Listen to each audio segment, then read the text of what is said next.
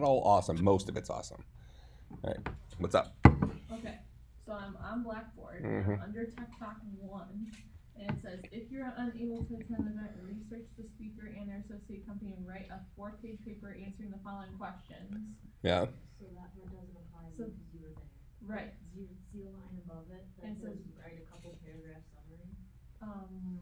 Of the speaker's points and how you can apply it. So it doesn't say how many exactly. How many paragraphs are you looking for? A couple. A couple. What's a couple? Two. Two is a couple. Two is a couple. However, you could do three. No, mine is a couple. If you went to the event, I'm not counting When it your comes words. to living, he doesn't I really did care. 3 paragraphs, and they're about this long. Did you go to the event? Yeah. Can you write me a couple of sentences of something? Okay, I don't know what a couple is. Just write some stuff. It's 2. And say you ask. Yeah, a couple is 2. Honestly, just copy and paste your questions that you asked. Yeah, you got what you needed to get out of it. I mean, I'm interested in some feedback about the event, so if you have something you want to say in your... Just a self-summary. Yeah. Okay. Yeah, I mean, you got your credit. That just gives me something to grade, because that's going to show up in the Dropbox. Otherwise, if you just went and I don't have anything in there in the grade, then it's going to stay as a 0 because I don't have anything to, reply to. Okay. Yeah. Okay. It just seems really vague. A sentence that I would, greatly overthink and then end up writing for paper. Yeah, but I mean, doesn't a couple, that's, common, isn't it? If you asked me what is a couple, I would say, 4 or 5. That is not. That is Yeah, I think, Maybe say 3 or 4. Well, my boyfriend and I are a couple. yeah, that's 2 people. Otherwise, we need to stop the recording if we need to further define. I don't know. I never thought about it that way, honestly. What?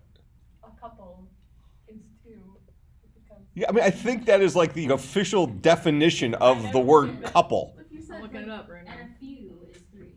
buy me a couple bananas, I would buy you 4 or 5. Yeah. That's a bunch of them. Yeah, it's a bunch of bananas, or some bananas. A bunch of bananas is 8.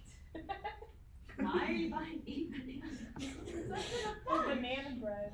It's so funny that your English speaker is talking about the. It's look, even the Chinese guy knows what a couple means. I never doubt what a couple means. I 2 just individuals say of the might same be sort considered together. 2 individuals of the same might sort. be That a 2 or noun, more. though, Just- versus an adjective. Right.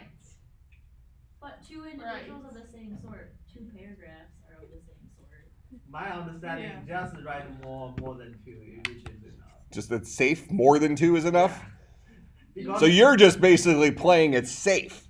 because if you say a couple or, it means several.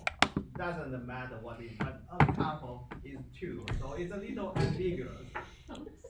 Well, see, now what I'm gonna do now, though, which I might regret later, but it would be a really funny story if she just beats me up. But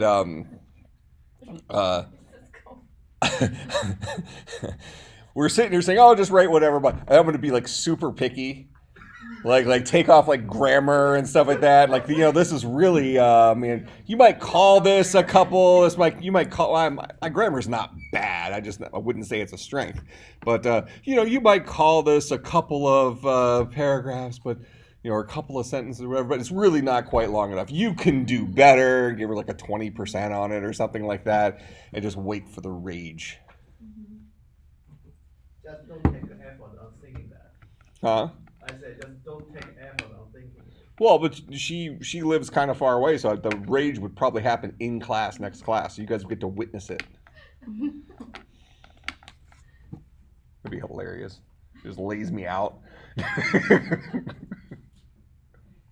Frankly speaking, I also have a little doubt what actually What a couple means? are you using the wrong grammar? I understand the Right, meaning, hold on. but I say, So, are you what- writing the correct? So there's another truth just happened here. Yeah. He's starting to defend you because now he's afraid of you too. You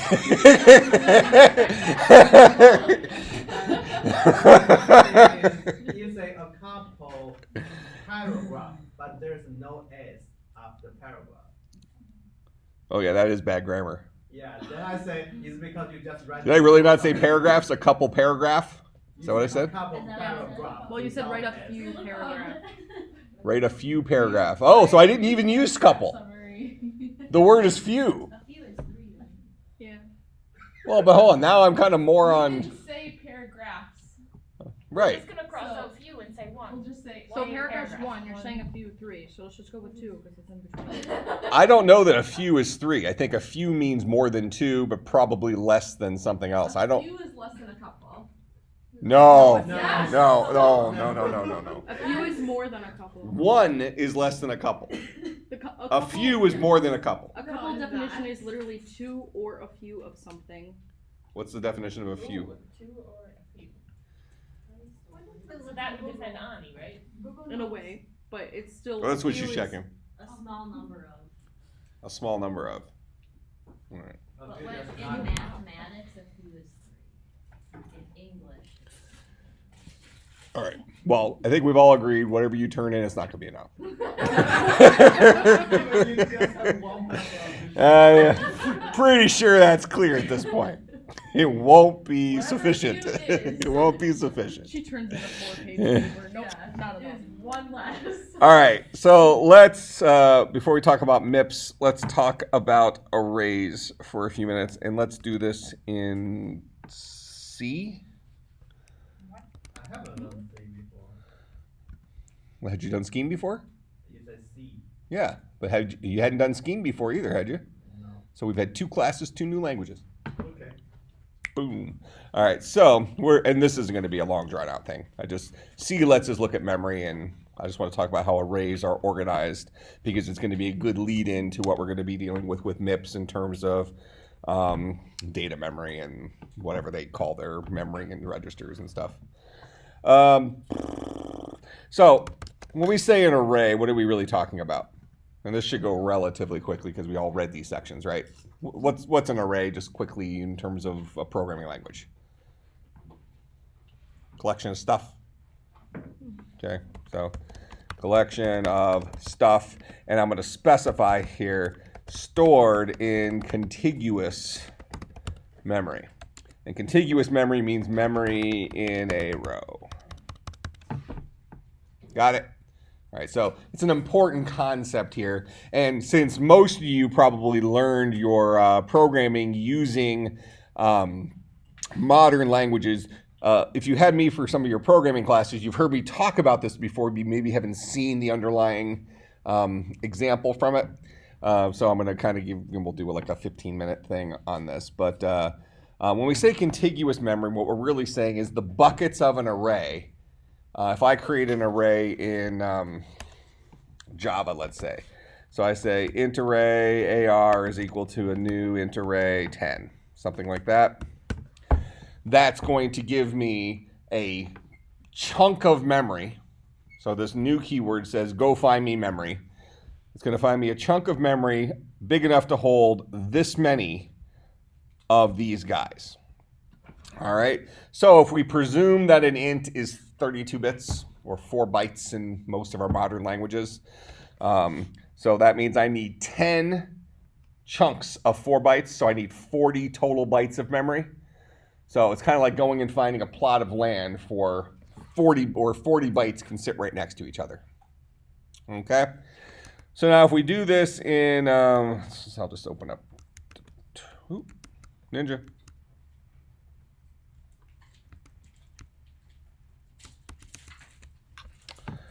Okay.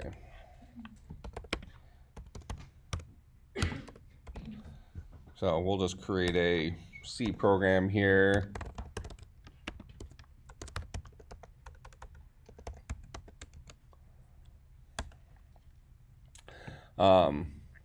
So get standard io.h. We'll say int main, int arg c char pointer arg v, and we'll go ahead and we'll create a integer array. So I'm gonna say int ar10, something like that. Syntax is a little bit different in C, but looks close enough. In fact, actually, well, yeah, we'll do it this way. So I'm going to go ahead and say I'm going to printf.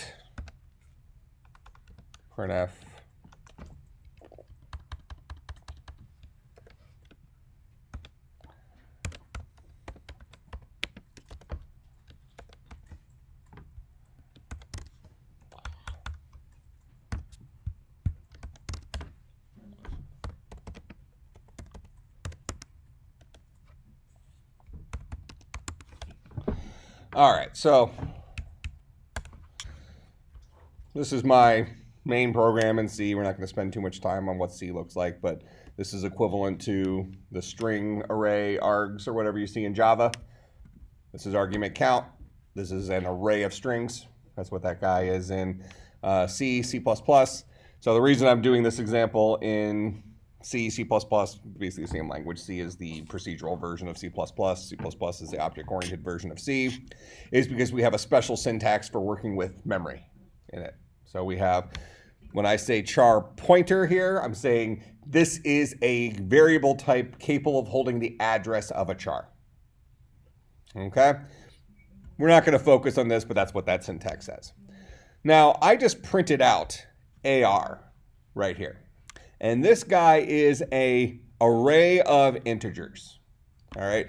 Now, another way I can write that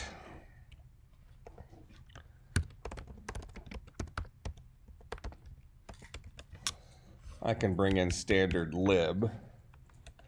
And I'm going to go ahead and I'm going to create a int pointer AR2 is equal to malloc 10 times size of int.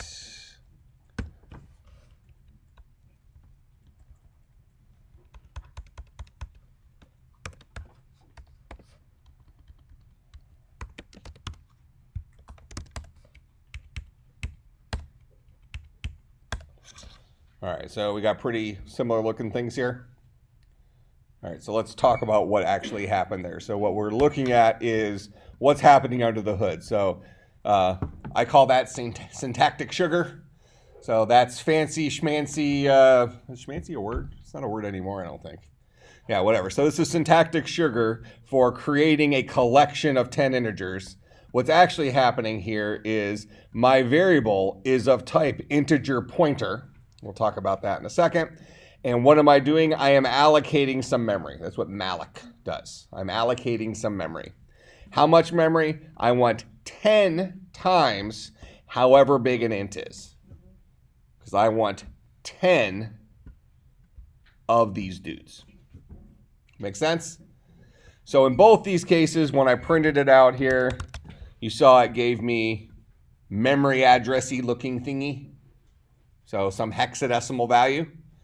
Memory inside of our computers is just one big long street. Did we mention that last time? Or at least you read it in the reading?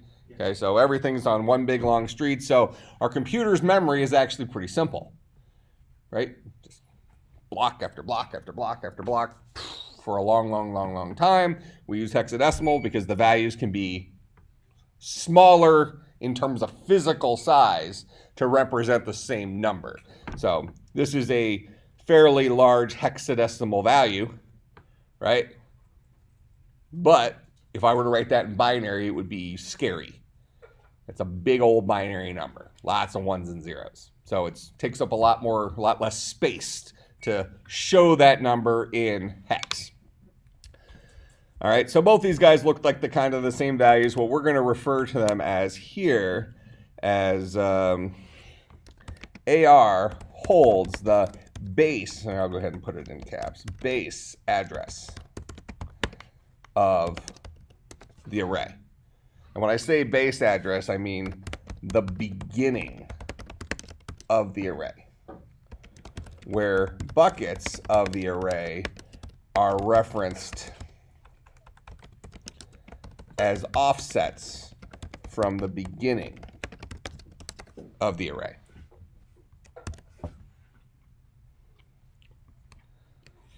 All right, so I'm going to go ahead and fill my array up with some stuff.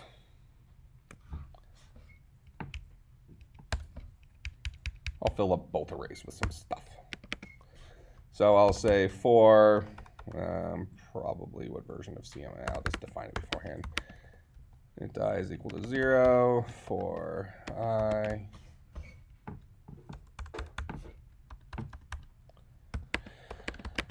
So less than 10, I plus plus.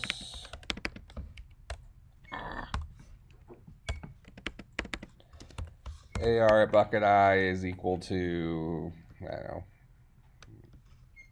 I times 2. AR2, there, we'll write it the creepy way. The value at AR2 plus I is equal to I times 2.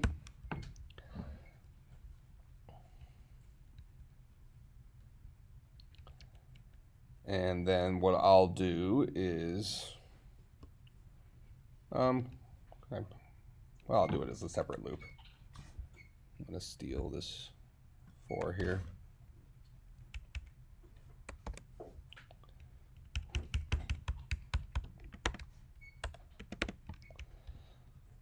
So I'll go through these. I'm going to go ahead and just print out the values that are in my array. Printf,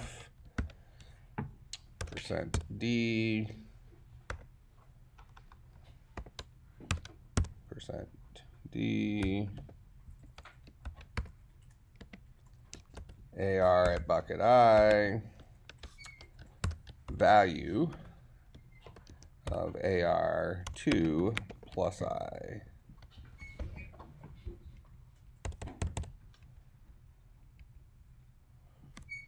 We'll just put the memory addresses there at the end.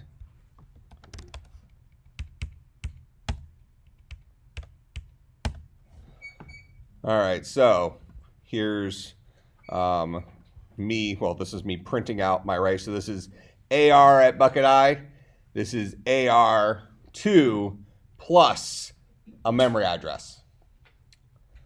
All right, so we, from a output perspective, we say AR and AR2 both hold the same content.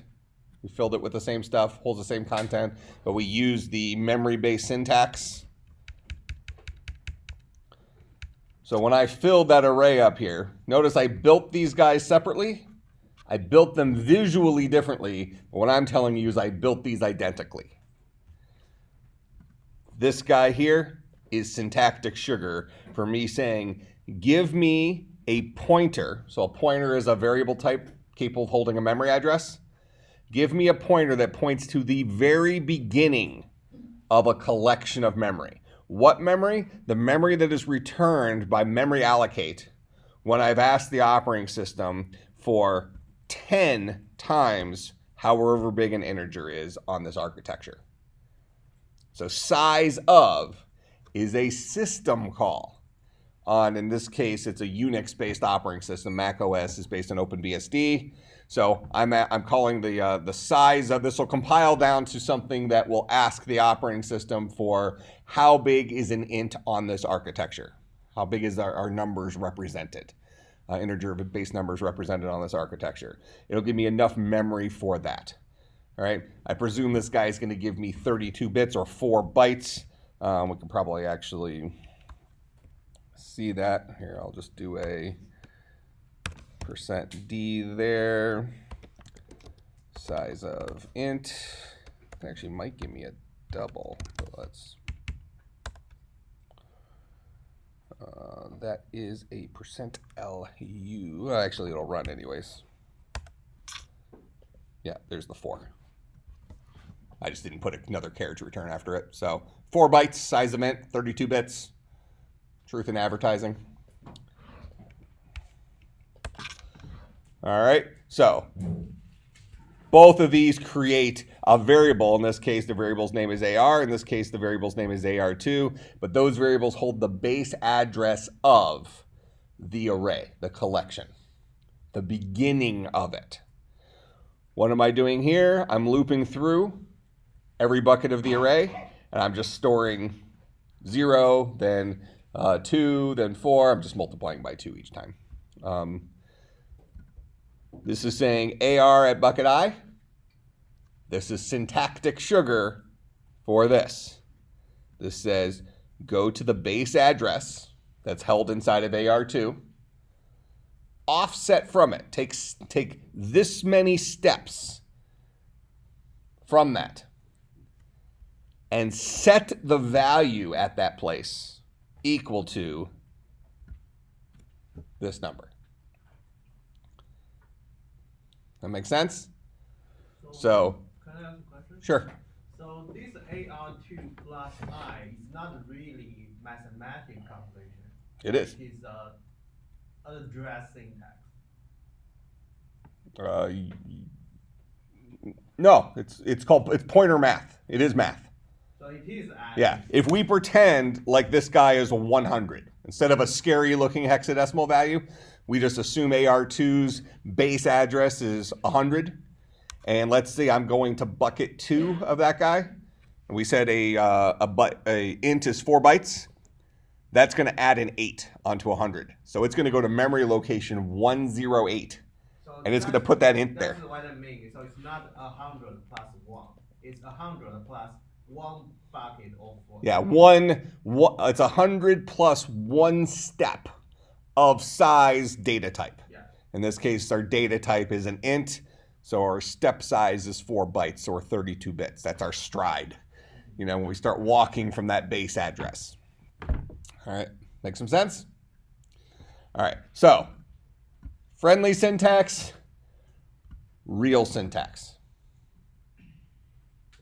Cool kid syntax. When I go to get the stuff out of here, when I print it out, syntactic sugar, give me the element that lives at bucket I.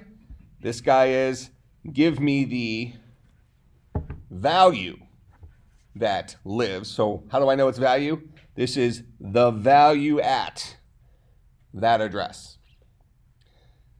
Now, what I'm going to show you, since we've seen the output now, I'll just steal this one more time.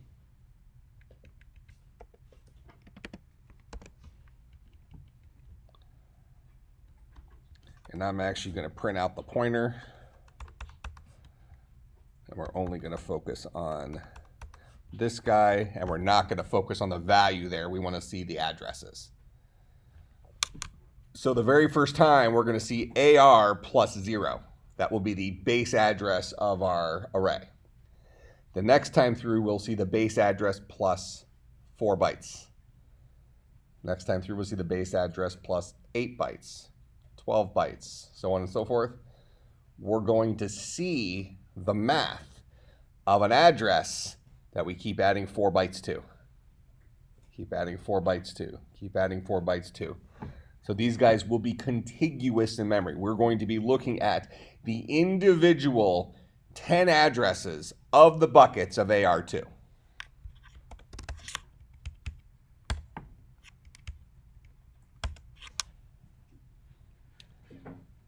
$40, $44, $48. What's the next one?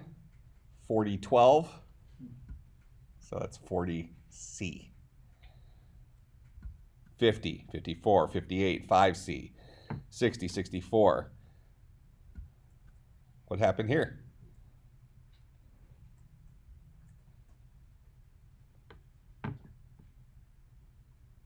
This was my original. This is the address of AR. And this was the base address of AR2, which is the same as this guy.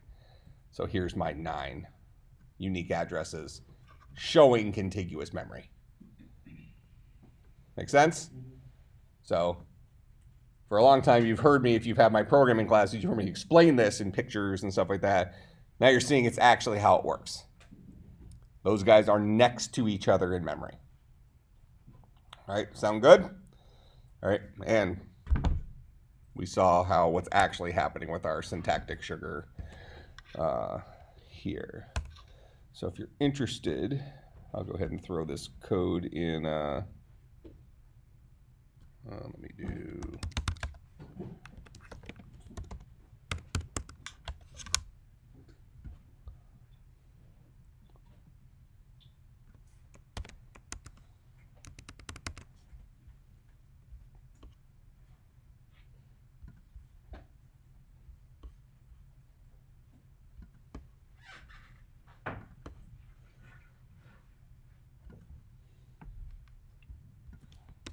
Array C++ example.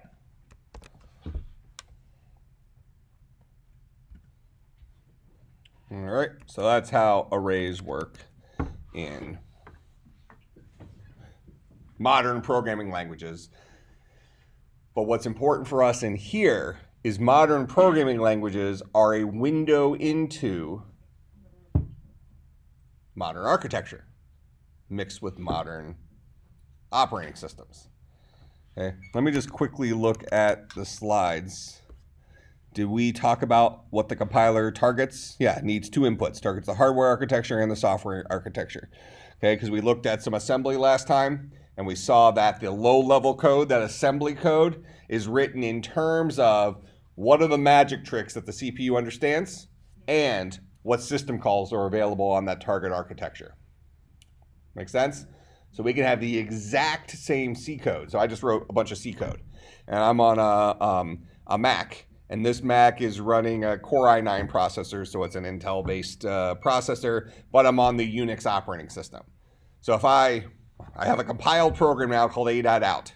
If I were to email this to Alexis and she tried to run it on her computer, we rename it to a.exe or something like that, which is noticeable by Windows as a executable. She double-clicked on it, it won't work. Why not? I just wrote the code. It seems to work fine. Why won't it work on her computer? Different OS. She's running Windows 10. API is different. Okay. Yeah, different API. She probably has a Core i5, Core i7 processor, something like that. So we'll call it pretty similar architecture processor. The simple program I just wrote isn't using any magic tricks that her processor doesn't have. So our architectures are close enough that that's not the problem. The problem is really all my print statements. Because what are my print statements doing? My print statements are trying to write something to the screen using the sys output system calls of Unix instead of the write to the screen system calls for Windows. Make sense? Also, that new keyword or the memory allocate, we might ask the operating system to find us memory differently between Unix and Windows, because the operating system, one of the core components of an operating system is the memory manager. And its job is to make sure memory is policed. Make sure we keep track of who's using memory, make sure we don't give memory away that somebody else is using, so on and so forth. So that's something that the program will ask the operating system for, and that's done through a magic trick on the CPU. It's part of the architecture. Make sense? I have a question Sure. about this. We always see you can buy, say, for my Office. There is a Windows version of Office, and also there is a Mac OS version of Office. And we understand because of the operating system, so it's different. What in the disk is different. But does it really make sense? Like if I have both a Windows computer and another Mac OS computer, we have to buy two copies. Pay two prices.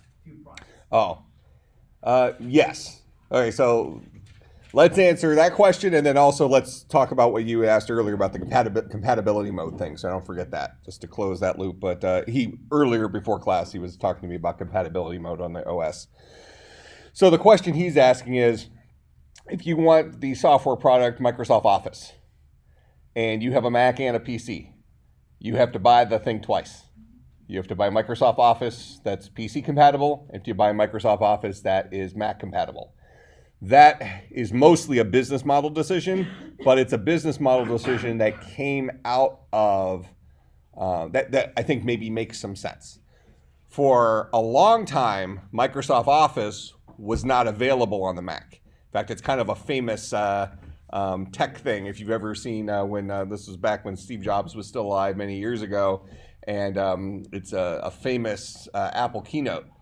I think it was at the Worldwide Developer Conference where he was, it was at Macworld. I think it was at Macworld. And this was back in the days where Apple and Microsoft were not close friends.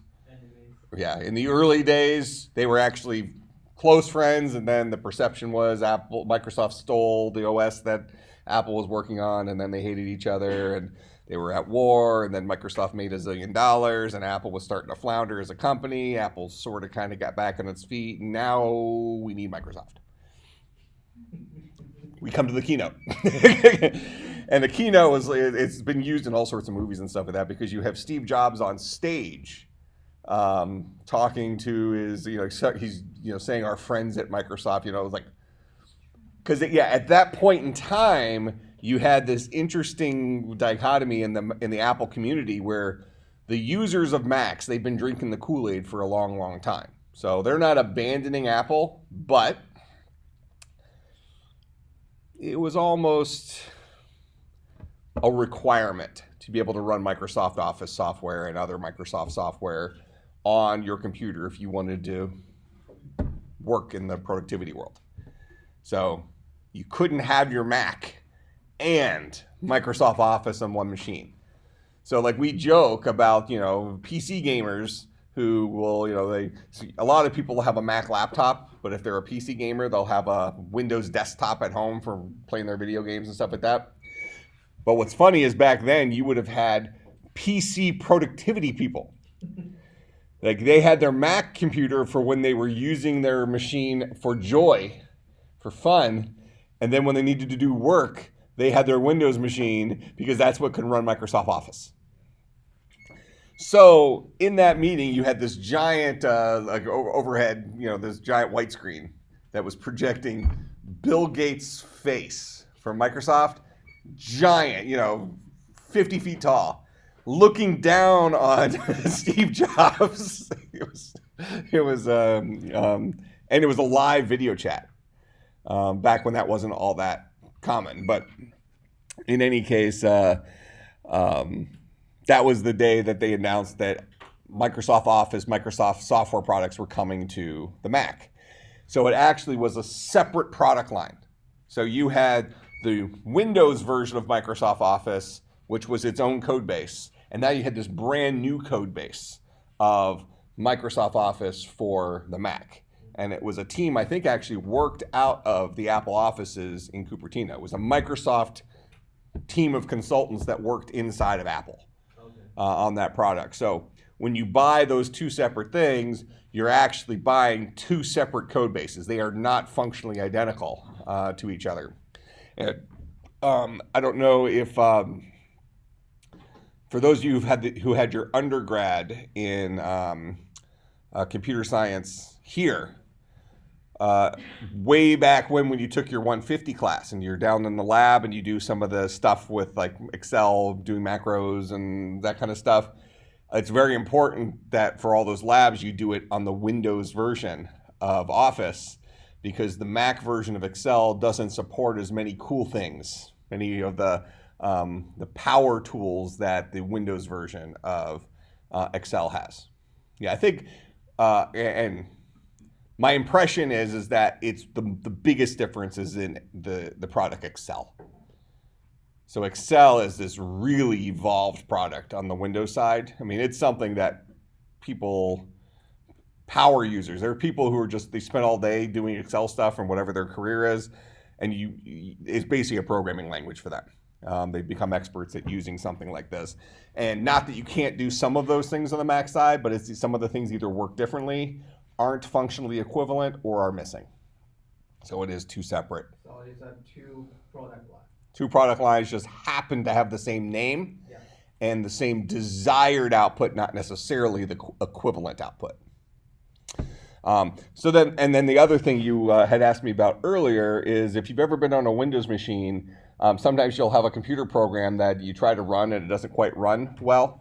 And a lot of times it's like an older piece of software. So let's say you're running Windows 10 and you have some piece of software that you've got in the Windows XP days or something like that.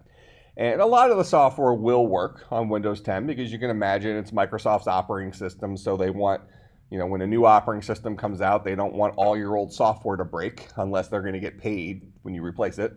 So they're okay with Microsoft Office breaking, because then you have to buy the new version of Office. but they don't want the rest of your stuff to break because that doesn't help them. They'd rather you be happy and then you tell your friends and that helps them. But the idea would be that if you have a piece of software, a lot of times an older piece of software, if it's not working well or it keeps crashing or something, you can run it in compatibility mode. So you can say, I want to run this, pretend like my OS is actually Windows XP.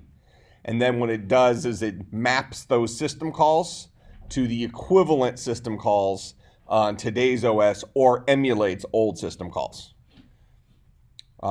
Usually this is going to be okay because, like I said, this is typically for older software when that software was written when CPUs, let's say, were slower.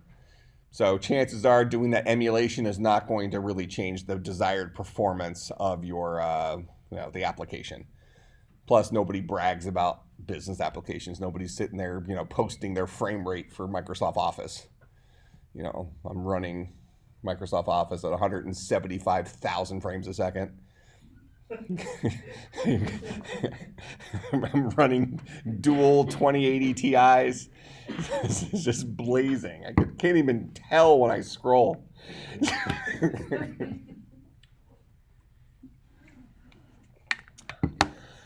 Okay, so we understand up to this point our view into the computer as computer scientists has been through programming languages, right? As traditional users, we use software programs, where we point and click and drag stuff around, all that stuff.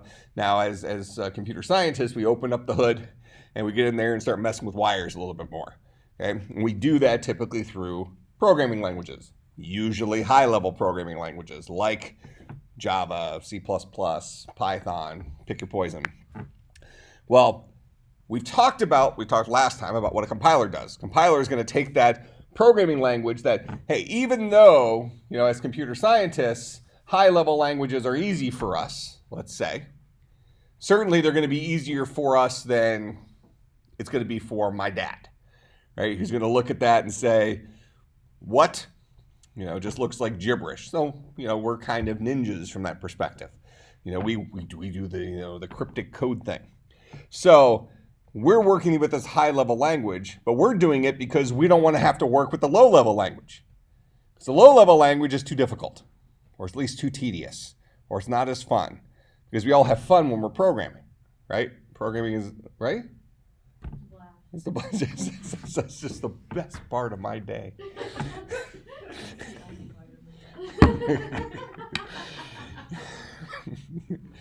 It's like, I spent 29 hours yesterday programming. That's not possible. Recursion! Okay, it's recursion. Yes.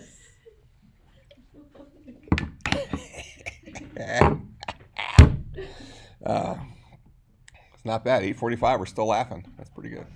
All right, so even as technology professionals, we're still trying to avoid getting too close to that hardware, right?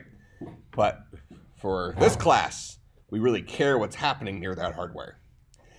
And we get a couple of windows into that when we're looking at like a language like C and C++, which kind of exposes memory to us. So we just did the friendly version of looking at memory in a high-level language by saying, oh, well, how was this array actually put together?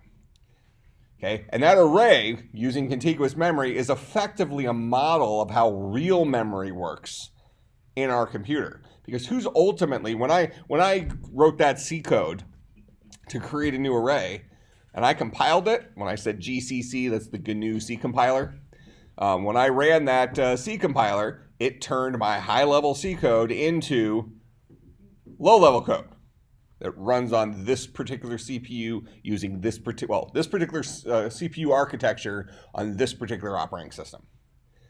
And the GCC compiler will let me, I can give it some command line arguments that'll let me target other architectures and other operating systems. So I can use GCC to compile this program to something that will not run on this computer. So technically, if I can get the architecture and the OS target name right, because it's kind of some kind of weird name is how they're going to reference Windows 10, let's say, I could compile that C program using GCC so that I can email it to Alexis and she could run it on her Windows 10 machine. That's possible. We're not going to screw around with it because we'll probably screw it up until we get the right architecture name and stuff, but GCC is capable of it. It takes 2 inputs, like we talked about last time. But as computer architects, we are interested in what's happening down there near the memory and at the CPU and how those things interact with each other in terms of the operating system. We're only going to lightly graze against what's happening at the operating system, but we do care what's happening at the CPU. Now we kind of come full circle to why did I choose to use Scheme in here. I made the argument, and Maddie asked this earlier today, Scheme is a simple programming language. I know it's tedious, right? I mean, Scheme is frustrating because it's tedious in its simplicity. Missing a parenthesis here, you forgot a function call there, and then all of a sudden it's hard to debug because you have basically the same words written 12 times. And you're not sure which one's referencing which one. It's just a whole bunch of parentheses. All right, so, but every one of us can say in terms of the definition of the language, it's simplicity. All the problems we solve today, we're done with cars, cooters, cons. I think we used one append and like multiplication and division, right? Like we didn't use crazy stuff to solve those problems. We did things in terms of those primitives, in terms of the magic tricks that are provided to us by that programming language. Very similarly, when we're writing something in a low-level language, like some kind of assembly language. Assembly language, so if we kind of go here and just start putting this out there, we say types of languages. We have machine language. This is zeros and ones. That's not for us, unless we're converting them. Well, it's going to be more for us more recently, but we're not going to tell a computer what to do in terms of those zeros and ones directly. There's a point where a human being is no longer going to play that game. Make sense? And I'll kind of show the levels here in a second. Let's just put it out here at the high level. So we have machine languages, zeros and ones. Then we have low level. Well, that's fine. I'm going to still, it's going to go into a slide we don't have here in a second. We have low level, which is our assembly language. And we don't actually have this exact slide because the language we're going to use in here is a language called Mips. It's an architecture called Mips. So the Mips processor, think of it as like a competitor to Intel from much longer time ago, but it's actually still a processor that's used today. It's used in a lot of embedded systems. Systems that don't need super crazy horsepower. They need to be more power efficient and that kind of stuff. All right, so we're going to be looking at an assembly language in here called Mips, and that is a low-level language. What designates a low-level language? This is a one-to-one relationship with the CPU. Okay, we can sort of tolerate this guy. This is going to feel more like Scheme to us. Little tiny magic tricks that just do one simple thing. All right, and then we have our high-level language. Okay, this is like Java, C, C++, Python, etc. These have a one-to-many relationship with the CPU. That's what we like. So we're going to write our code in high level, use a compiler that we're not going to write ourselves. Well, somebody wrote it, but that's not the point of this course. That we didn't write ourselves. It's going to turn it into assembly language, which then interacts directly with the CPU and the operating system. So let's connect the rest of those dots from a picture perspective. And I know we drew a similar thing to this. Where was my picture? Didn't I draw a picture here? So this was our collection of magic tricks. This is our OS, but here's our assembly instructions or whatever. But we want to draw the line that's inside here. What are we missing that lives between this thing and these two things? Okay, so we're going to look down at the hardware level.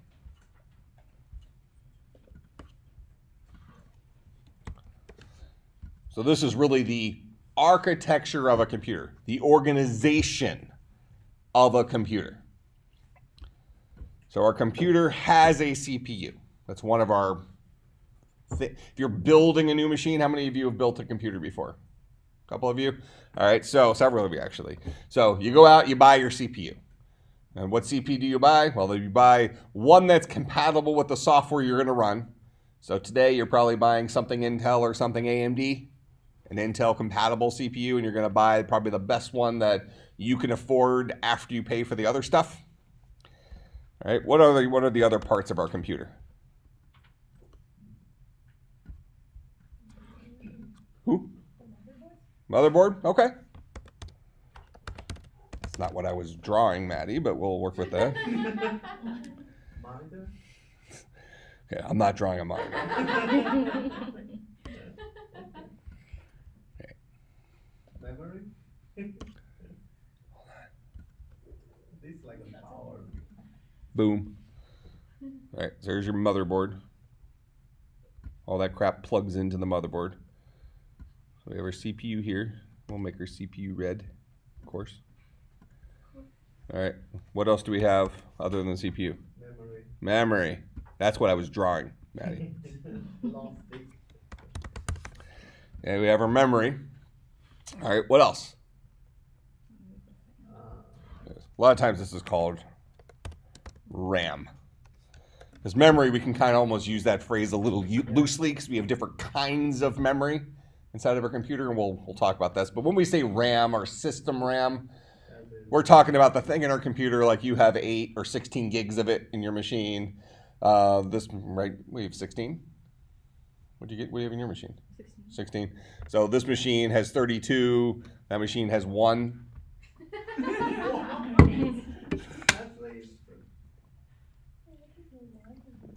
What's that? 8 gigs? Barely palatable. You know, I have a toilet at home that has 8 gigs of RAM in it. Some of us probably do have toasters at home that have like more RAM than they should.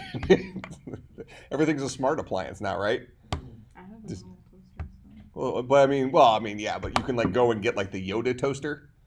That will like, like every piece of toast you make will have Yoda burned into it, and it has like a USB, has a USB slot, and you can actually like upload other images. I mean, that is a computer. Yeah. It is.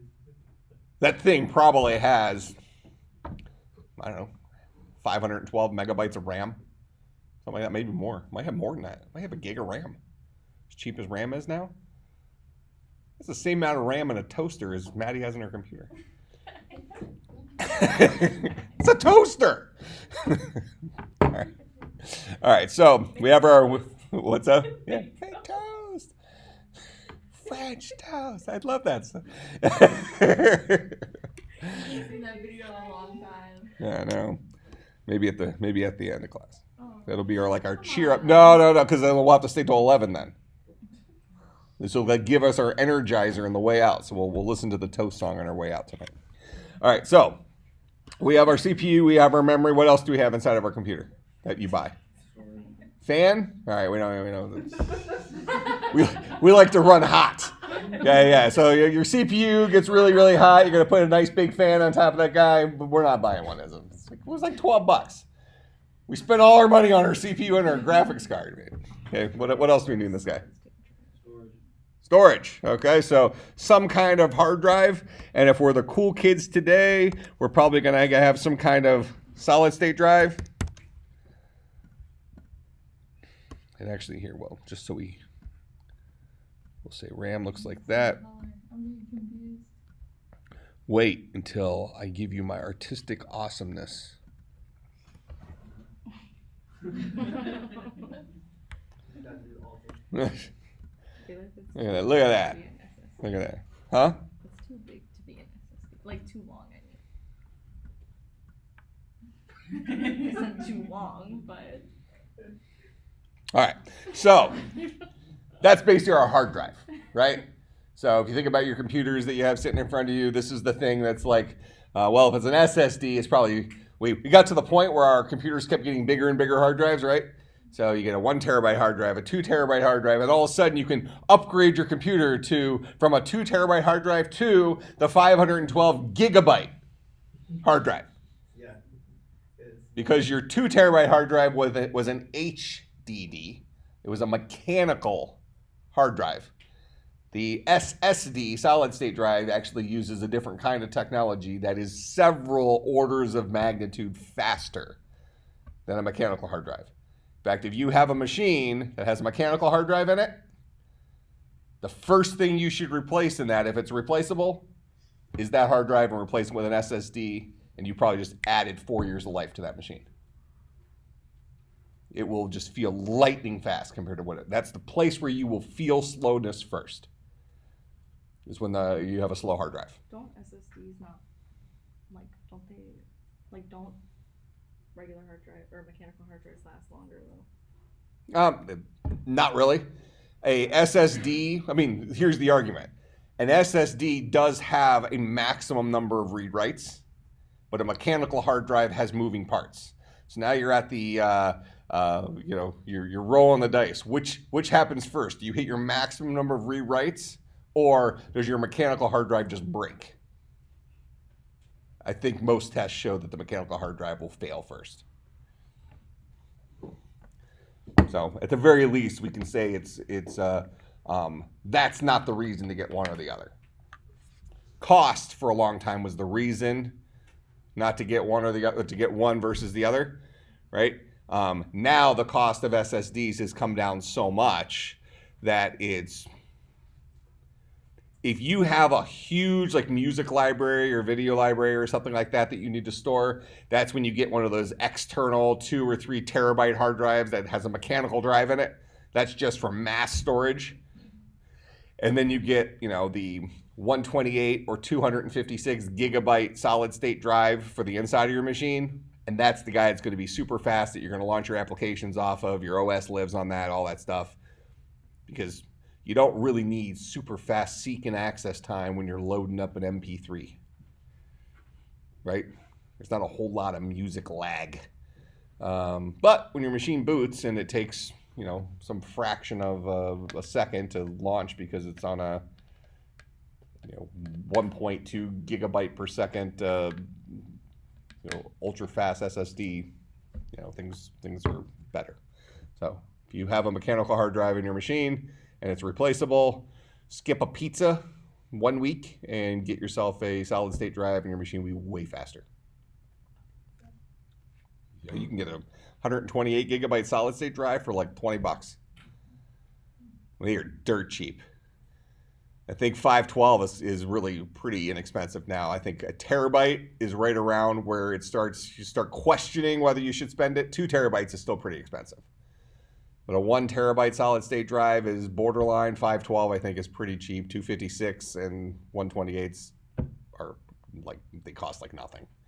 I mean, you can't even get a mechanical drive for that price. You can get a bigger storage capacity, but get an SSD, you'll be happy if your machine feels slow. All right, what else do we need to get for our computer? Okay, so we need I/O stuff, so we have our monitor and that kind of stuff. We saw with our Hello World program, our system calls from the OS are talking to that guy. Okay. For the purpose of what we're going to talk about today with MIPS, let's leave it looking like this. Let's talk, what are the things that live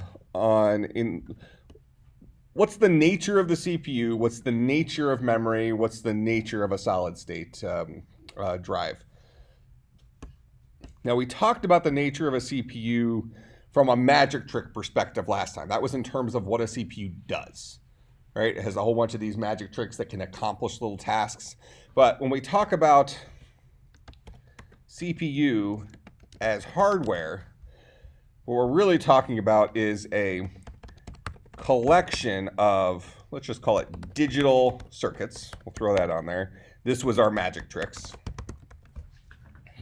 All right, so we talked about that guy. We also have a collection of hardware registers. And what's a hardware register? A hardware register is a variable made out of hardware. We learned scheme last time. We talked about the 3 ways human beings solve problems: memory, asking question, repetition. Built into our CPU, we have the ability to do memory.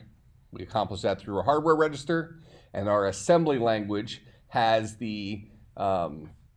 has what are called load commands that will move something from memory into a CPU register. That's how we load something into a hardware variable. And we'll talk about them in a second. And I assume the book calls them that. Load and store has to be what they're called. All right, so collection of hardware registers.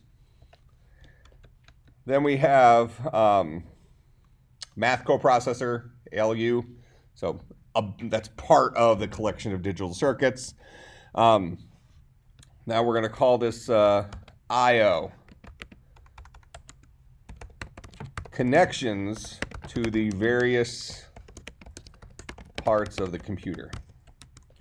So that's going to be connecting to memory,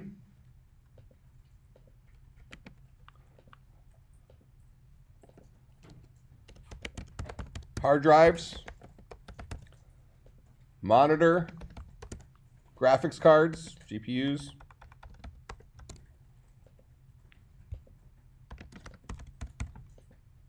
etc. Those connections use the motherboard. Motherboard. Okay, those connections use the motherboard.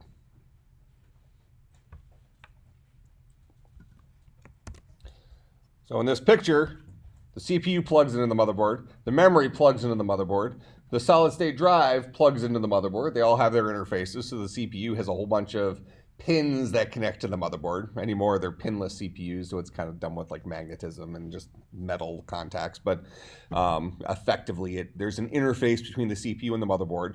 There's an interface between the RAM and the motherboard, between the solid state drive and the motherboard, between your monitor and your GPU and the motherboard through like a PCI Express slot or something like that. Okay, so all these different things ultimately hook together through the green stuff. All right, so in the green stuff here on the motherboard, we have all these effectively wires. We usually call them buses. Okay, buses are highways, data highways, that are going to send information from one component to another component. And we rely on those guys being very, very, very fast. Okay? Now, when we think about how when we think about how the real world works, which is going to take more time to get from here to Brown Deer or from here to Chicago? Okay, aren't we taking the same road? Almost. Yeah, we're taking, let's just say it's 43 all the way, it turns into 94 or whatever, but we could just throw Milwaukee in instead of Chicago. We'll get to Brown Deer before we get to Milwaukee, both taking the same highway. Okay. Why is Brown Deer faster? It's closer. It's closer to us. Now, what's the speed limit on 43? Let's call it 65, 70-ish, 50, 55, depending on where you are. But let's just keep it simple. We'll just say it's 70 miles an hour. And obviously, none of us go over the speed limit, ever. Right? All right. Never. Okay, so we're going 70 miles an hour. We never go below the speed limit either, even when we're coming to a complete halt. Just keep it at 70. Pin it. All right, so we're all traveling at 70 miles an hour on that interstate. That's the speed of that bus. All right, as data is traveling, as cars are traveling on the interstate, we are moving from this location on the motherboard to another location on the motherboard. And the farther we have to physically travel, the longer it will take. Because the speed that we're moving at is the speed that electricity flows at. Make sense? Minus any resistance. Okay, so start getting into some of the hardware stuff of it where, we talked about heat being the enemy last time or something like that. Okay, so, now we start getting into some of the manufacturing aspects of hardware where, how do we create Difference between serial and parallel communication, where we can have things traveling 1 bit after each other, or things traveling in bursts, 8 bits across a parallel connection, something like that. If you're on the interstate, 1 lane on the interstate is like a serial connection. Everybody's right behind everybody else, and you can only go as fast as the guy in front of you. And the guy in front of you gets in a crash, everything slows way down. You get to an 8-lane highway, like you might have in Chicago, big cities, things like that. Things still slow down, but not as bad as it would if you were in a place with far less congestion with fewer lanes, right? So the idea is that we do have different communication channels that are built for kind of different bandwidths of things, but we are limited by the slowest connection point between 2 points, right? If we want to get from here to Milwaukee, the way we would go, let's say the only road that goes there is 43, for our example. We might say that's roughly 20 minutes. Just use that as our number. It's roughly 20 minutes. Well, if we're during rush hour or there was an accident or for whatever reason the communication channel is slower, that 20 minutes just got a lot longer, right? Could even, you might even have it could be a lot more, something like that. So we're only going to be as fast as the slowest component of our communication. So we are reliant on this motherboard to ensure fast highway speeds. So we can really think of our motherboard in terms of a computer organization as the road infrastructure for a city or a state or a country, whatever, something like that. Right? We have all these different parts that need to connect to each other, and some parts have faster roads that connect to them than other parts. That's why I'm always complaining about West Bend and, to a lesser extent, Cedarburg. West Bend, nothing wrong with the town. In fact, great town, just no fast roads go there. So why go to West Bend? That's a slow bus. Okay. Huh? That's like a lot of places. Yeah, that's why you stay right along the 43 corridor, or you stay right along the 94 corridor, or you stay right along the 41-45 corridor. Anything outside of that, you're dealing with slow roads. Yeah. That's why we need the Tesla Hyperloop things. Huh? That's the thing where it's like a tube, and you put your car on it, and it uses like magnetism, and your car just goes like a zillion miles an hour on it without the wheels in your car moving. It's just like a sled. But it's like crazy fast. So good. They probably put a bunch of fancy lights on there and stuff too, so when you're going through there, it like really scares the crap out of you because you see like it's like warp drive from like Star Wars. All right. We don't have control, and we're not going to spend a lot of time talking about these bus speeds.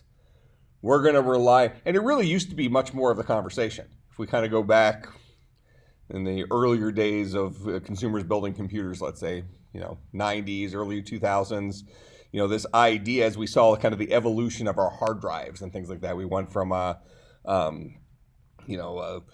60 hertz bus to a 100 hertz bus to a 133 or megahertz bus. That's faster and faster and faster roads. And if you've seen the inside of some of these older computers, you have that gray ribbon cable. Those are IDE cables. Or there's also SCSI cables. Those guys use parallel communication, multiple lanes of traffic, to send stuff over a bus that had a speed limit that was fast back then, but felt slow to what would be slow to us today. Now we hear less talk about the communication buses between like the CPU and the memory, CPU and the hard drive. Where we really still hear some with the communication stuff is if you think about computer memory, specifically memory on your graphics cards. You'll still hear the whole, the DDR for some zillion gigahertz memory, something like that. They're talking about the communication speed that memory is capable of sending and receiving data. That becomes an important concept because a few minutes ago I said something along the lines of you're only as fast as your slowest part, right? So we have these bottlenecks in our computers, and if you're a gamer or you're doing something that's reliant on a really powerful GPU, you don't want the slowdown to be the communication between your graphics card and your computer memory or your monitor or your CPU. You know, you're reliant on that graphics card. If you're a gamer, one of the ways you measure your life's happiness is in frames per second, right? You know, you're playing some game you're addicted to, and if you're not getting at least 120 frames a second, you're out. Okay? You might as well go make some more Yoda toast. It's so, you know, that's how they measure their happiness. And if there's anything that's in the way between that frame rate and their computer that they can't control, they'll be upset. You can get a new GPU that's faster, but at some point you're going to start getting up to the limitations of what the PCI Express slots can move data at, because that's an interstate. So it's always a moving target, right? You know, whatever's the current slowest thing, we're going to make it faster until it's no longer the slowest thing, and then we'll make something else faster. You know, and we see it right now. That was kind of what was at the end of chapter 1 when they started talking about some of the graphic stuff, like how images are built and resolutions and things like that. If you're streaming Netflix for a long time, well, even today, what's the limitation? Internet speed? Internet speed's less of a problem now, right? You know, you get a very rarely do you have a problem where you say, oh, my internet's not fast enough. If you're paying for internet, my internet's not fast enough for Netflix. Now it's how many people in my house can be watching Netflix at the same time and chatting on a video chat, something like that, right? So when you go out and you buy the faster and faster and faster internet connections, what you're really buying is more simultaneous tasks that you can accomplish, more lanes of traffic that you can support, because an individual lane is very likely not going to maximize your internet connection, right? You go out and get gigabit internet or something like that. Yeah, that's cool. You can download at 128 megabytes per second with gigabit internet. Gigabit internet is 1,024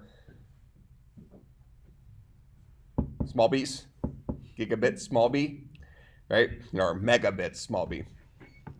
Then you got to divide it by 8 to get you to your smaller values. But, you know, in any case, you get more of that when you have more people in the house. So you can handle more simultaneous connections. So when we talk about a low-level language, we're ultimately targeting this CPU as a piece of hardware. And when we're talking to the CPU,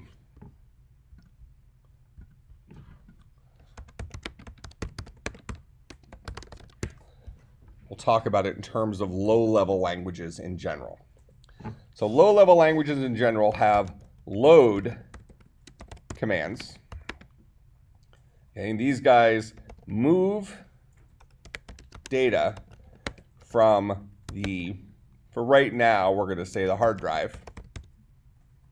You know what? We're going to talk about it in terms of memory for right now. Move data from memory for RAM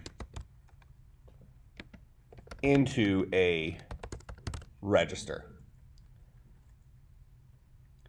Okay, now a few minutes ago I started making the comment about you know, the farther you are away from something, the farther you have to travel, the longer it will take. So we can say the inverse along the same road. Oh yeah, in real life depends on but you get it. Along the same road, roughly, that should be the case, and it's definitely the case with computers.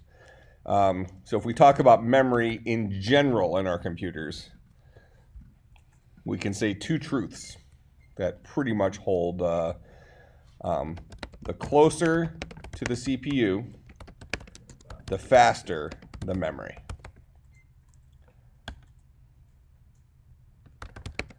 The closer to the CPU, the smaller and more expensive the memory. And when we say the faster the memory, we're actually kind of talking about this in there's two separate measurements for fast.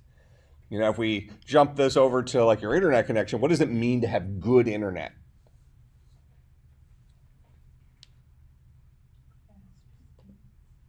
What does fast speeds mean?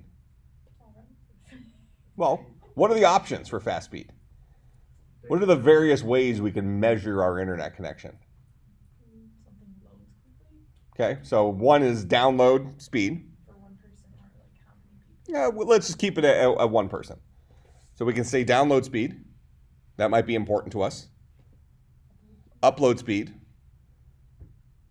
Latency. Ping. Those are three different things that might be important to different people, right? So if you're a person who torrents a lot, obviously very legal things, nothing copyrighted or anything like that, right? Download speed is the most important to you. If your torrent takes a few minutes to load or something like that, not the end of the world, because you're going to leave it while you're sleeping and, whatever. When would upload speed be meaningful to you? Video chat. Okay, so if you're video chatting with somebody, their image, you're receiving through your download speed, but they're giving it to you through their upload speed, and vice versa. So if you're video chatting with somebody and your camera's looking at your face, it's uploading that video image to the internet, and video is expensive, right? That's a lot of data it's having to move. So upload speed is going to be very important with video chatting, running a server. If you do a lot of business stuff where you're having like large email attachments, that kind of stuff, these are all things where you might care more about your upload speed. In fact, you could even make the argument if you do a lot of video chatting and you do very little real downloading, loading a web page where you're just loading a couple of pictures, that's not real downloading, let's say. You're not going to notice the difference between a 100 megabit and a gigabit internet connection if you're just loading google.com. It's not going to make a difference. So you might care a lot more about upload speed than you do if you do a lot of video chatting than you do about download speed. In fact, you might even prefer to buy your internet backwards. Because usually when you buy consumer internet, what are you buying? You're buying a asynchronous connection. Download is fast, upload is slower. Right? So some of you, I think last time we said, what do you have at home? Like 200 megabits per second? Are we done? So your upload might be something like 25 megabits per second. Something along those lines. So it's a lot slower. What about ping? Who's that important to? Gamers. Ping is how long does it take my signal to go from where I am to who I'm talking to and back. Typically with games, you're sending very small pieces of data where your upload speed is more than adequate for how fast you can move, how much data you can move. You want to be able to move that data fast. That's ping, latency. All right, so the closer we are to the CPU, the faster that memory is. That means we're going to be able to read from and write to that memory faster. The communication channel between us and that memory will also be faster. At the very least, because it's closer, right? But it may also be faster because of the type of interface that you have. But if you're dealing with stuff that's plugged directly into the CPU or talking about stuff that's part of the motherboard, at that point, you're basically just talking about a copper wire running from this thing to this thing. How fast can electricity move over that minus the resistance of the wire and heat and fire and all that other stuff? That's not something that you're really turning up the miles per hour on. This is electricity that's flowing, and it's going to keep flowing as long as something doesn't resist it or it doesn't hit something that stops it. Okay? So less space it has to travel, the better, and it's also faster, but it's a lot more expensive. So the example I've used in previous classes, and we can even just talk about cheap memory. So if you were to get 4 gigs of RAM today or 8 gigs of RAM, so we decided Maddie had 8 gigs, 4 gigs, 1 gig? 8. She has 8 gigs of RAM. If you want to double the RAM in your laptop, what do you think that'll cost? Guess. I'm really bad at that. Goodness. Well, then it'll be funny. What would an 8 gigabyte stick of RAM cost for a laptop? Maybe 200. Oh, no, it's way too high. $60, $50, something like that. On Amazon, it's 30 30. bucks. Okay, not real expensive. That's 8 gigabytes of RAM. So 8 gigabytes times 1,024 is 8,192 megabytes. And you said it's 30 bucks. 30 divided by 8,192. So that is 1/3 of a cent per megabyte. Cheap. Okay, 1/3 of a penny per megabyte. And the example I use is in I think it was 1996. I bought an 8 megabyte memory chip for $1,000. Back then, $1,000. Yeah, $1,000 back then. Yeah, Way more expensive. yeah. So yeah, even more today. So the example's even worse. And the kicker is that's after memory had already dropped in price. So I paid, I think it comes out to what, 128. So 1,000 divided by 8, $125 per megabyte, compared to 1/3 of a penny per megabyte today. Like 10,000, 100,000. And that's after it got cheaper. Yeah. So our problems have changed today by today's hardware standards. Memory used to be the problem. It was really expensive. It wasn't all that fast. We didn't have, there was too much heat, all these things. Today, I mean, if you have an extra open memory slot in your computer, you might as well fill it. Yeah. It's cheap. Yeah, so in any case, from our perspective, when we think about the CPU, we want to think about these hardware registers as being the fastest memory. Are you going to compare the price of the memory on CPU? We'll come up with an example when we talk about registers versus L1, L2, L3 cache and what that means. I mean, we're going to be making a guess based on maybe modern CPUs or something like that, but you know, what I said is roughly going to hold true, and you're going to see it be roughly equivalent to what we just said in terms of memory being a lot cheaper today. You know, a register is going to be really fast and really small and expensive per bit. We think about it that way, but not expensive like the 8 megabytes of RAM from 1996. Yeah, it won't seem expensive in terms of that to us. You know, it'll just be like, oh, well, if I'm comparing a bit of L3 cache to a bit of RAM, or a bit of a register memory, it's amazing how much more expensive a register is. When we're looking at the bit level, it might be many times, 15, 20 times more expensive. But from our perspective, it'll still seem pretty cheap, or pretty inexpensive. Okay. So low-level languages, we're looking at them generically here, and then we'll look at MIPS. So low-level languages, we have load commands. This moves stuff from RAM into registers. So we can really rewrite this and say loads from slower storage to faster storage. Why might you want to have data moved from slower storage to faster storage? What do you do with data? If we're talking about the CPU here, what are we probably about to do to that data? Magic. Yeah, we're gonna magic it, right? We're gonna process it. We're gonna do something with that data. We're gonna add stuff. We're gonna manipulate it. We're gonna do something with that data. And if we're gonna do something with that data, we want it to be staged in the fastest possible place that we can do something with it. And that means we need to have it as close to the CPU as possible.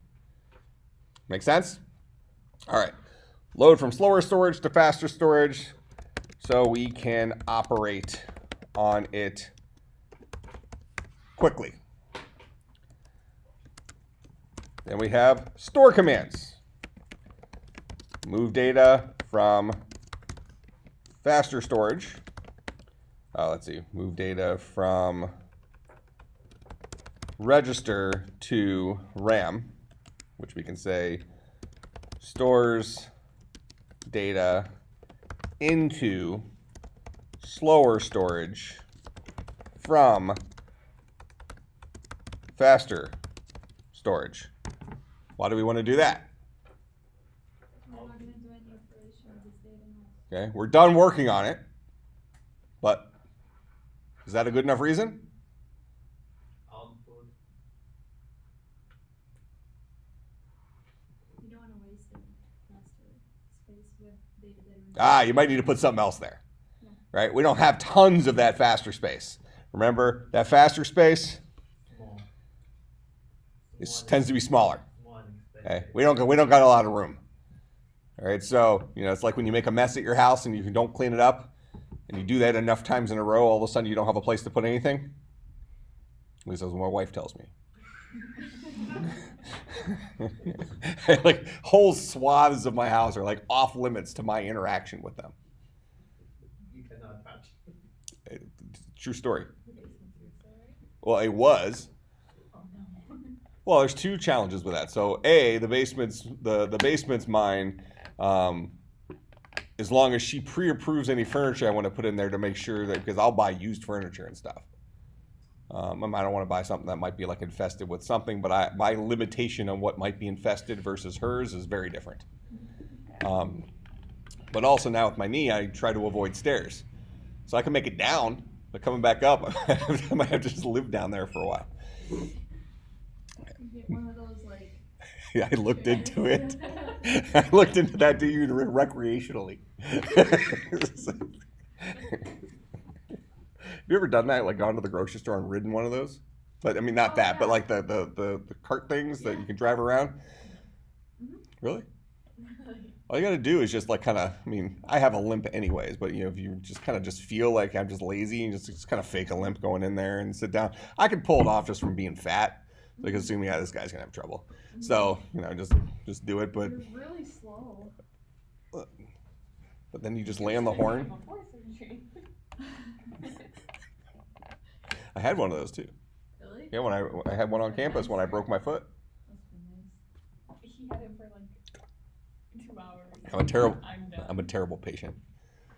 When I broke my foot, you're like I was supposed to be on crutches for like 4 weeks, and like no way I was supposed to be on this cart, like 0 weight bearing. I just walked around. I wouldn't even use crutches because crutches for wimps.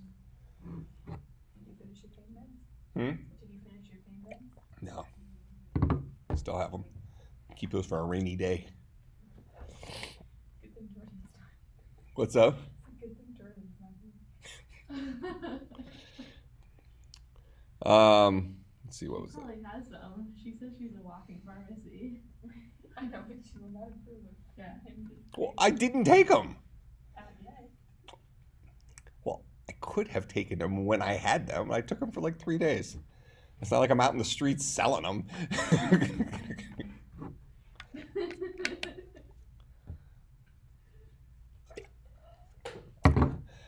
All right, so store commands, move data from register to RAM, because we're done processing it, we're done operating on it. We want to clear out those registers because we have a limited number of them. We don't have a lot of space, and we want to get back into our slower storage. At the end of the day, we don't care that it's back on slower storage. We just care that it's not on our fastest storage. All right, so that's what store commands do. Then we have commands that allow us to do operations. Perform magic tricks on values in registers and immediate values. An immediate value is a fancy way of saying literal values. What's the opposite? Like 5. Like if I want to add to to whatever's in one register. If I want to add 5 to what's in a register, that would be adding an immediate value to what's in a register, storing the result back in another register. I could be overwriting the current register, whatever. That type of thing. What is what is against the immediate value? Saying what is on. Oh, like why not use an immediate value? No, what I mean is, what if there is a term that describes the opposite?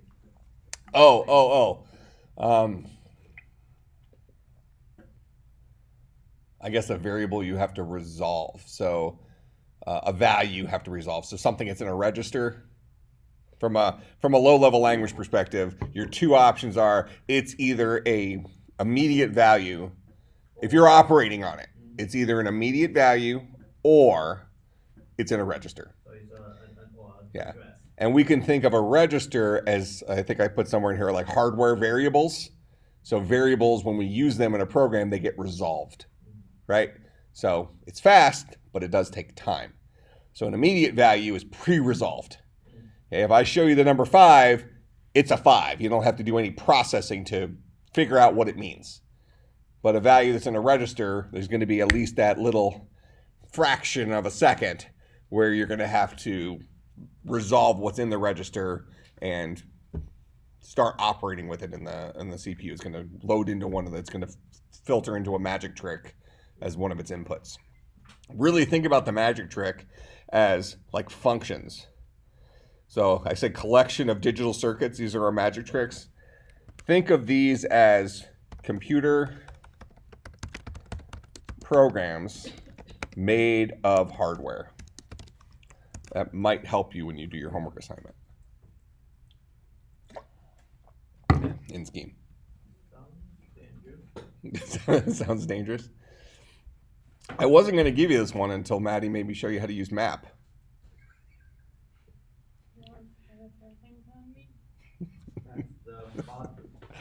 All right.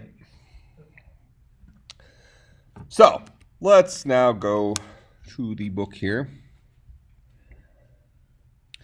So we're going to spend the next couple of weeks on MIPS, and then we're going to go back and look at that conversion. This is what a compiler actually does when we take something that's in C and turns it into that low-level language.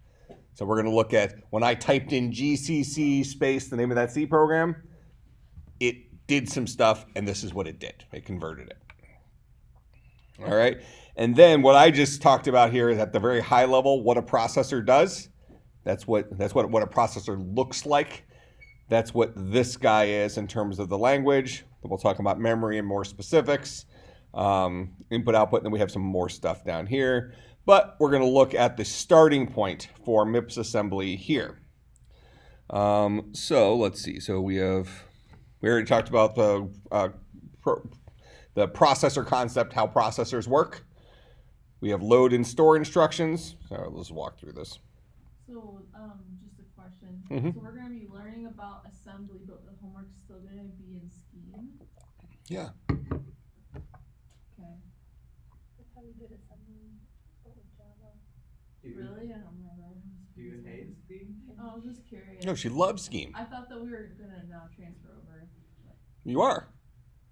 You're going to be learning Mips assembly language, and you're going to be learning how it works by writing Mips commands using Scheme. Oh, That's great. It was just be a blast.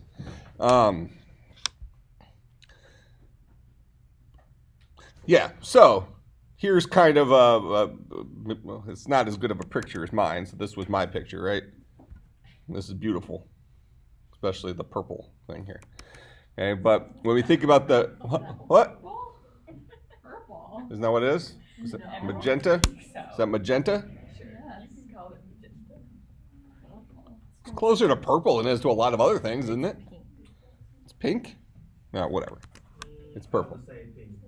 All right, so we have, let's just from a high level thing, we have 3 different kind of things going on here. This is our list of instructions. This is our low level language. So we have a one-to-one relationship. Every line of code here in this low level language translates into a single magic trick on our CPU. All right. Now our CPU is going to be operating with data memory. Data memory is our hard drive. Slow memory. You know, just a few minutes ago we were talking about things generically. So in MIPS, they're calling that DM, data memory. That's our slow memory. Then we have this thing called a register file, fast memory.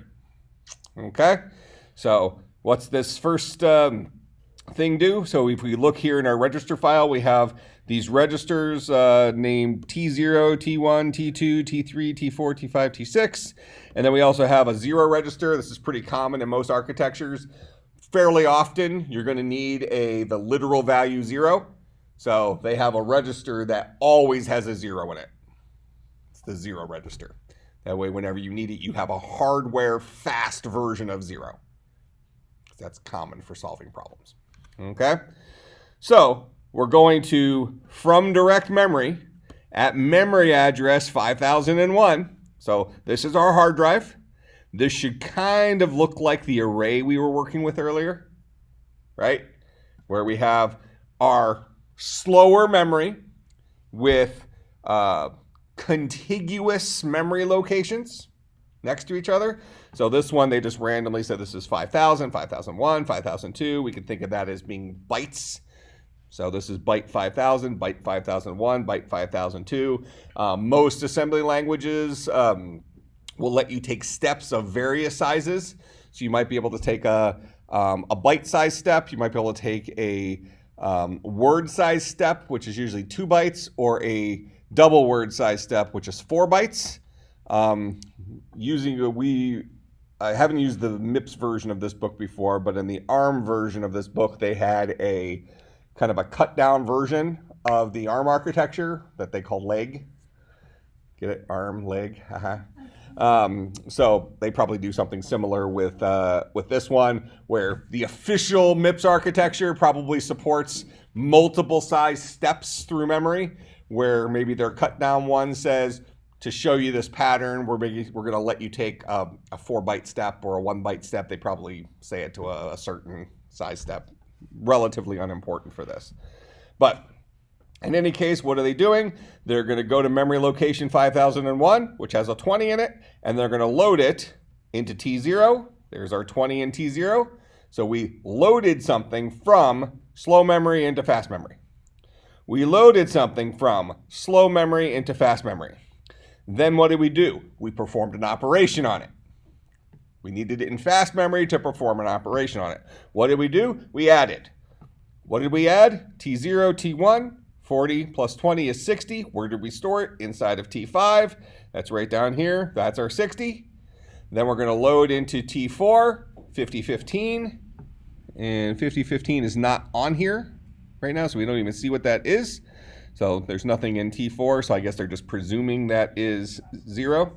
It's a who? If you can start it. Oh, I don't start it. What? Nothing's going to get into 5015 based on start.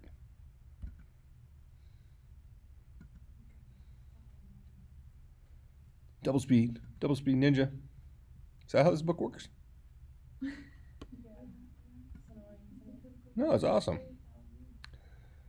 But whatever. We're going to load into T4 whatever's in direct memory 5015, which are not representing here, so that's going to be somewhere else. The default value is probably a 0.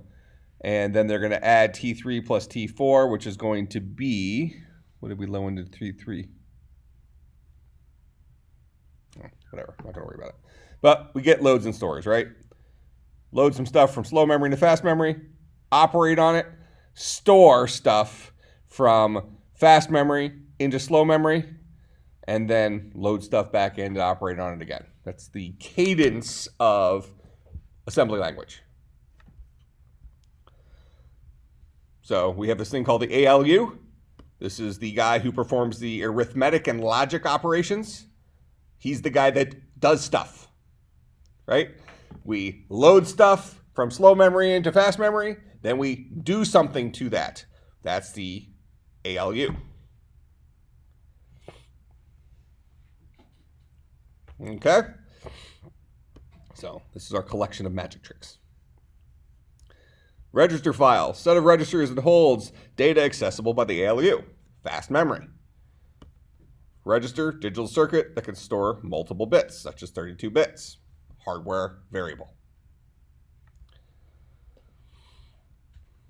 Okay, they have a thing called instruction memory. So this is a piece of memory that holds a collection of instructions. That was this guy here. This is our program data.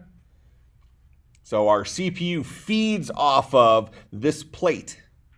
Okay, this is our instruction memory. So our CPU keeps going back to instruction memory, says, what's the next byte? What's the next byte? Get it? Byte feeds off the plate. Haha. Okay. But we're here for another 2 hours. It's too early for jokes, is what you're saying. So we feed off that plate. CPU then is going to perform that magic trick. Loads, stores, ALU processing. All right, go through all that crap, whatever. I want to get to our list of stuff. This teaches you about the, here's the MIPSy, small subset of MIPS instructions using a register file with only 8 primary registers.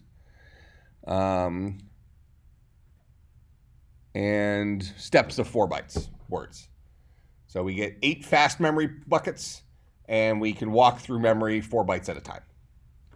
So that means by this example up here, this was byte 5000. So this is word 5000, word 5001, where word 5001 is 4 bytes away from word 5000.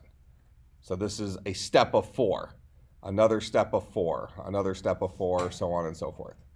Okay, so in their cut down version of it, you're always stepping by that size. So here's our load and store instructions. So we're going to start thinking about what problems we're going to solve here in Scheme.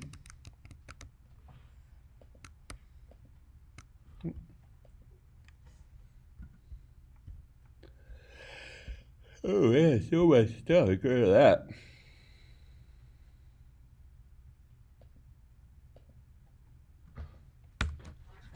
All right, so we're going to define a couple of things here. So we're going to define in Scheme, what do they call this thing? Just go up to one level. So we have our register file, and our register file has, what did they say? We have 8 or 7 in MIPSy. 8 primary registers. So, and one of them was a 0 register, I believe.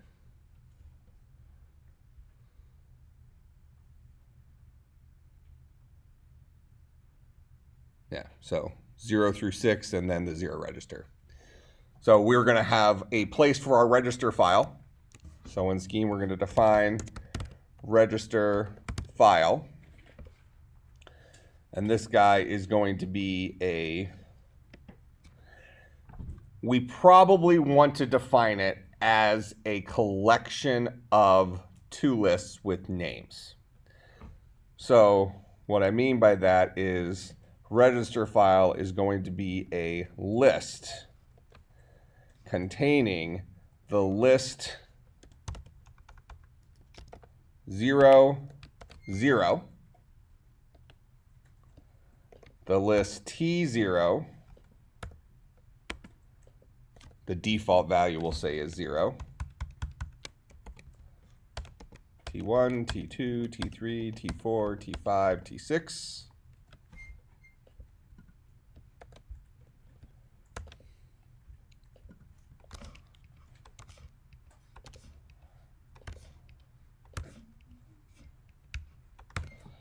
All right, so that is our register file. Now we need to be able to operate on our register file. So how do we get things into register file?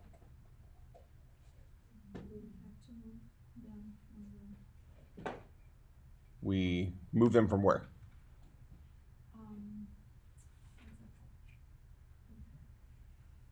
And it's not called move, it's called what? Load. So we load values from our register file into our, we load values from our RAM, which is called what? DM, direct memory? Data memory. So we're going to define data memory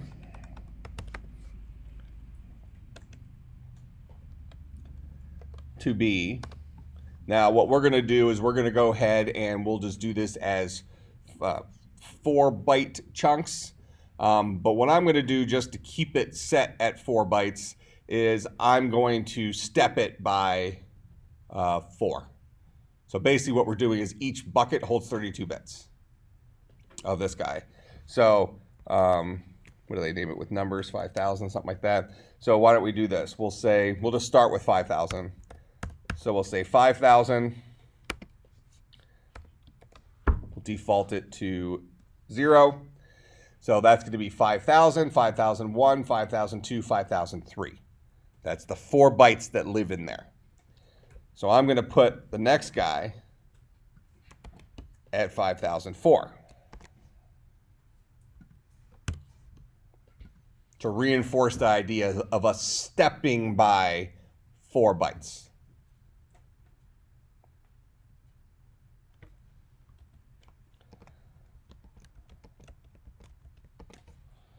So 4, 8, 12, 16, 20, 24, something like that. So that is our register file and our data memory. We have 2 variables. One represents slow memory, one represents fast memory. So we want to, what's the comment in this language? Is it semicolon? So we want to write store. We want to write load.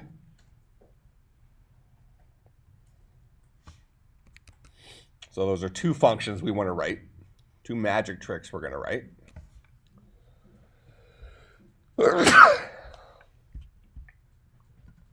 So come down here.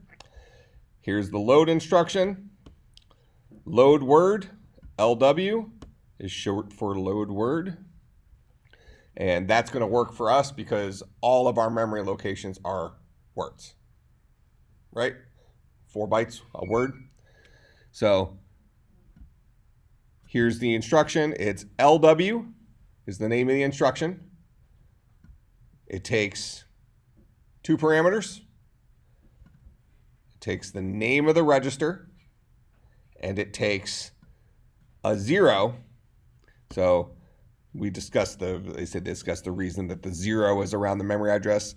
This looks like a function call to me. So, and the 0 is also the name of a register, so it's probably a base memory offset, where base memory starts at base memory 0. So that's the way it's getting at that 0 register. It's my guess at what it is, but for our intents and purposes right now, you always put a 0, opening parenthesis, followed by the memory address. That's the syntax for load instructions. Make sense? Okay, so we're going to write that guy. So if I just get you, so we say define LW to be a lambda, and that load is going to take in the name of the register and the name of the memory address.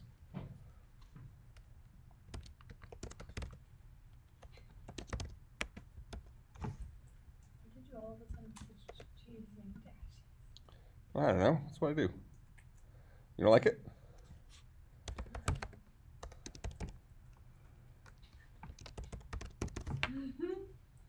Not even consistent within the same function. So, lambda, register name, memory address. Do it. store.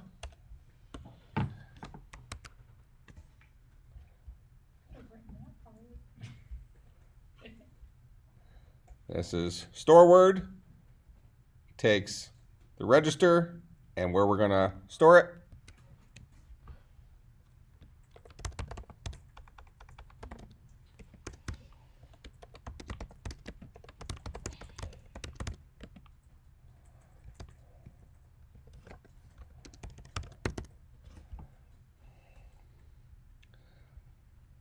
In fact, here I'm gonna name these a little different, just so this is gonna be register source, memory, destination. I think that's a little bit more descriptive. This will be register destination, memory, source.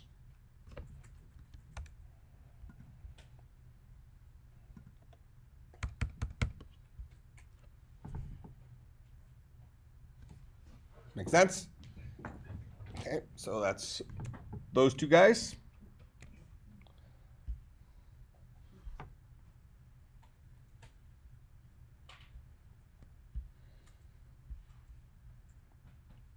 Here's the Indianness.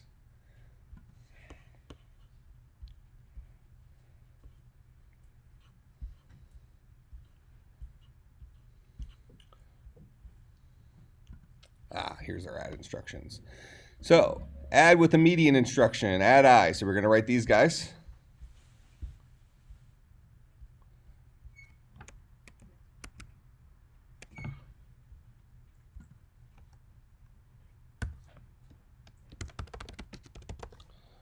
So write add I. So add I takes in a source register, an immediate value, and where you're going to store it. So T0 plus 4. Here's T0 is 20. 20 plus 4 is 24, storing the result in T1. Here's my 24. Does that say 2.4? Who? This just says 24. No, the chapter, does that say 2.41. So I'm going to write add I.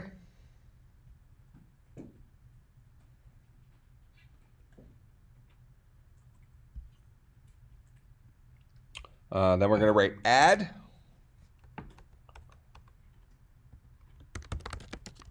So add adds two registers together, storing the result in a register. Keep in mind, the result of each of these should change the nature of register file and data memory. That makes sense?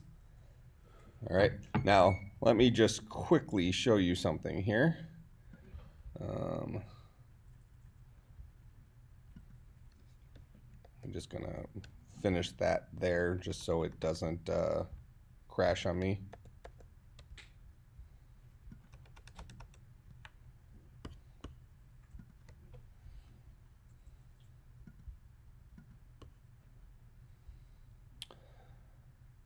Let's see what we do. 10 more minutes.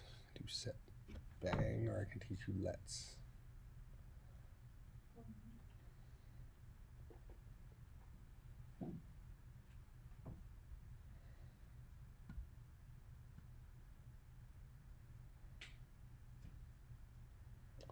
Man, I really want to do let rec.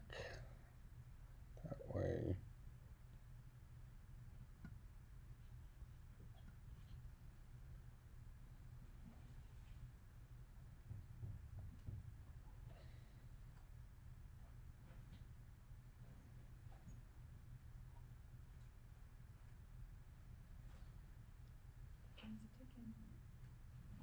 Well, not for me.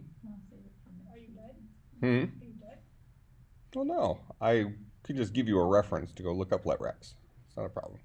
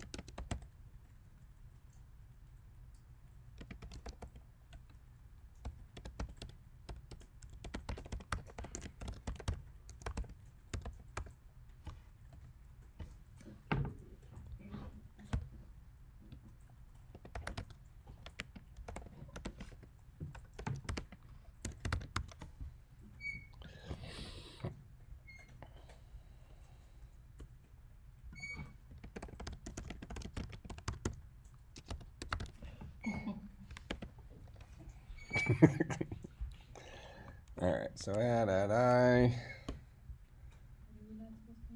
Set bang. It's called set bang.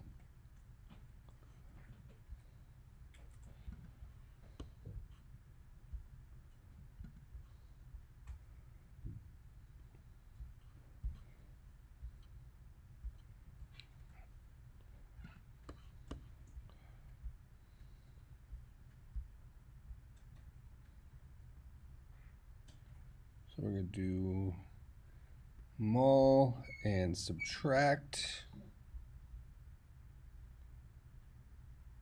And come up short of branch, I think. Yeah, we'll do that.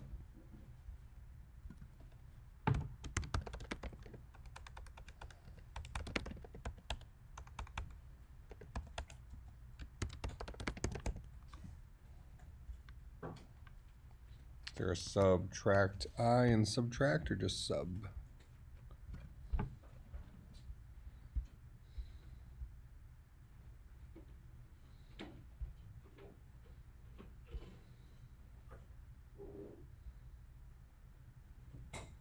Okay.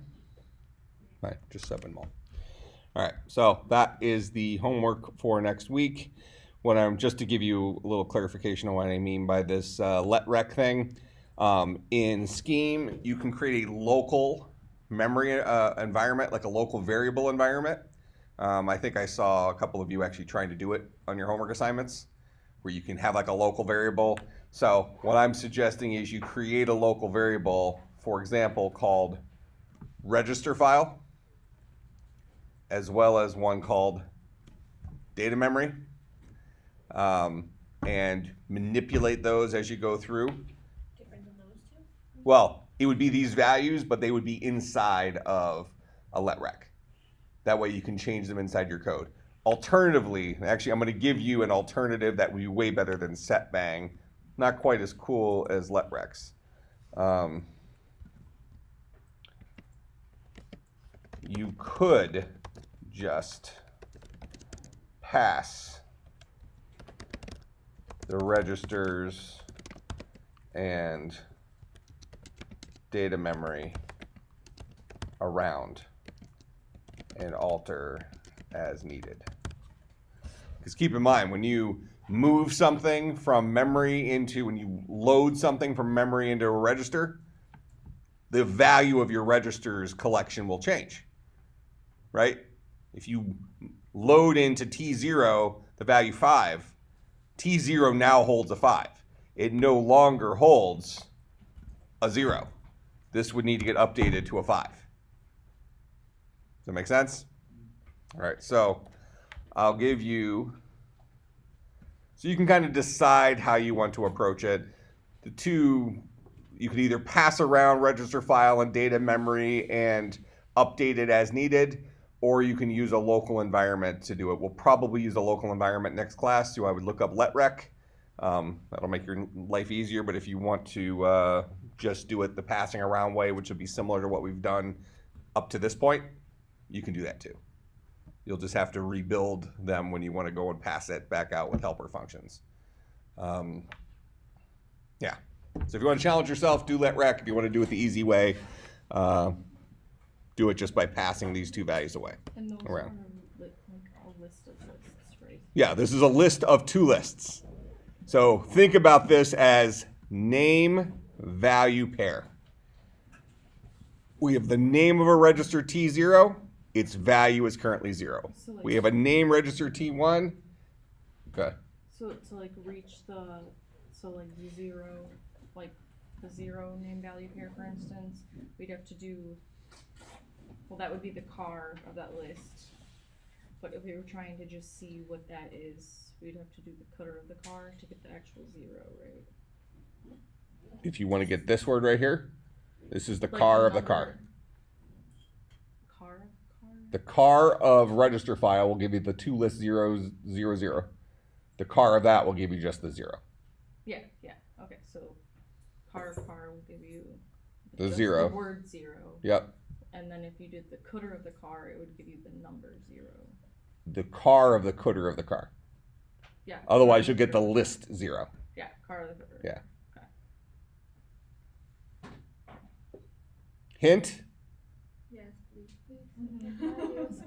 you might find it very, very, very handy to write some functions for looking up registers given a name, looking up memory given a name, writing, altering memory given a name, kind of similar to like our index of today and our char at today. So instead of you directly manipulating and saying I want the car of the cooter or the whatever, say, give me the to list that is associated with register T2. Or better yet, get the value of T2. Set the value of T2. And both of those will update this guy. In fact, you know what? I'm going to make your life a lot easier. I'm actually going completely back on what I said.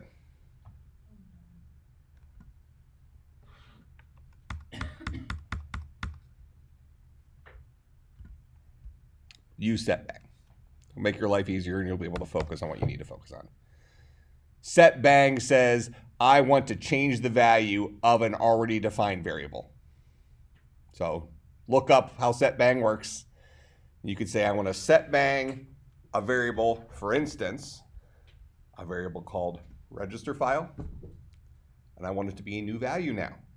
And the new value maybe is its old value with some slight modifications. Make sense? So you don't have to pass it around. You can treat these two guys as global variables, but you can modify those global variables with a setbang after you make a change to it. Got it? All right. Questions, comments, concerns, bribes? And I'll put this code up on Slack. Call this homework number 2 starting point.